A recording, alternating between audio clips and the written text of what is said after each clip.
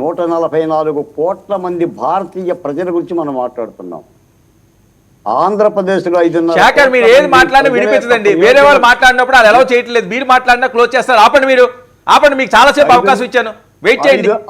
అయిపోయిందని మళ్ళీ ఎందుకు రేస్ చేస్తారు? బాల్కోటి గారు సింగిల్ ఇవ్వండి. 5.5 కోట్ల మంది ప్రజల యొక్క సింగిల్ ప్రేమ్ ఇవ్వండి. బడ్జెట్ లో ఏముందని మాట్లాడుతున్నాం. నేను అడుగుతున్నాను, ఇది నేను దారి తప్పదలుచుకోవాలా? కనీసం ఆ శేఖర్ రెడ్డి గారు ఒక బాధ్యత కలిగిన ప్రతిపక్ష పార్టీగా బడ్జెట్ మీద మాట్లాడుకోకుండా పక్కకి వెళ్ళిపోయి ఇంత రాద్ధాంతం చేయాల్సిన అవసరం ఏముంటుంది? వర్మ గారు ఎన్నో మీ డిబేట్లోకి వస్తున్నారు, మీరు రోజు చెప్తూనే ఉంటుంటారు. ఆయనకి మీరు రోజు చెప్పినా కూడా అలాగనే మాట్లాడుతుంటాడు. పోతే నేను మాట చెప్తాను సార్.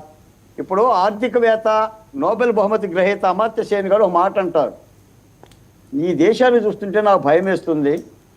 ఈ దేశంలో సమస్త భిన్న కులాలు, భిన్న మతాలు, భిన్న జాతులు ఐక్యంగా బతికి ఈ దేశం ఎట్టిపోతుందని ఆందోళన జరుగుతుందని చెప్పి ఒక ఆందోళన వ్యక్తం చేస్తాడు. నాకు కూడా నిజంగా ఈ దేశాన్ని చూస్తుంటే భయం వేస్తుంది, నా రాష్ట్రాన్ని చూస్తుంటే భయం వేస్తుంది. బడ్జెట్ అంటే కేంద్ర ప్రభుత్వము, రాష్ట్ర ప్రభుత్వం అని అర్థమే తప్ప భారతీయ జనతా పార్టీ, తెలుగుదేశం, జనసేన, బీజేపీ అని అర్థం కాదు. అది కేంద్ర సొమ్ము, రాష్ట్రాలకు పంచాలి.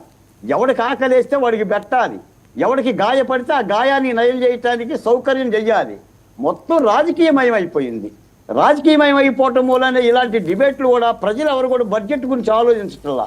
మనం అనుకుంటున్నాం మనం ఏదో మాట్లాడుతున్నాం ప్రజలు వింటారని. ప్రజలు ఏనాడో మర్చిపోయారు బడ్జెట్ల గురించి. వాళ్ళ కుటుంబాలు, వాళ్ళ బడ్జెట్లు, వాళ్ళ వ్యతలు, వాళ్ళ బాధల్లోనే ఉన్నారు. ప్రభుత్వాలు అయ్యో పెడతాయి, మాకు ఇస్తాయి, తీరుస్తాయి, దిద్దుతాయి అనే ఆశల్లో లేరు. ఇస్తే సంతోషపడుతున్నారు, లేదు అంటే వాళ్ళు బతుకోడు చేస్తున్నారు. ఇప్పటికీ వలసపోయే నిరుద్యోగులు ఉన్నారు, ఆత్మహత్యలు చేసుకునే రైతులు ఉన్నారు, గిట్టుబాటు ధర లేని పంటలు ఉన్నాయి, రైతుకి సేద్యం లేదని నాకు ఒక ఆయన అంటున్నాడు డిబేట్లో. వ్యవసాయం ముసలిదయ్యిందంట భారతదేశంలో. ఓకే, వ్యవసాయం ముసలిదయ్యింది, బిడ్డలు ఇడిచిపెట్టి వెళ్ళిపోతున్నారని రైతు ఆవేదన చెందుతున్న పరిస్థితి. రైతుకి ఏమి ఇచ్చారు చెప్పండి ఈ బడ్జెట్ లో? అందరూ రైతు బిడ్డలమే కదా. కాబట్టి మేము అనుకున్నది ఏంటంటే కేంద్ర ప్రభుత్వం ఈసారైనా రాష్ట్రాన్ని గట్టిగా ఆదుకుంటుందని మేము అనుకున్నాం.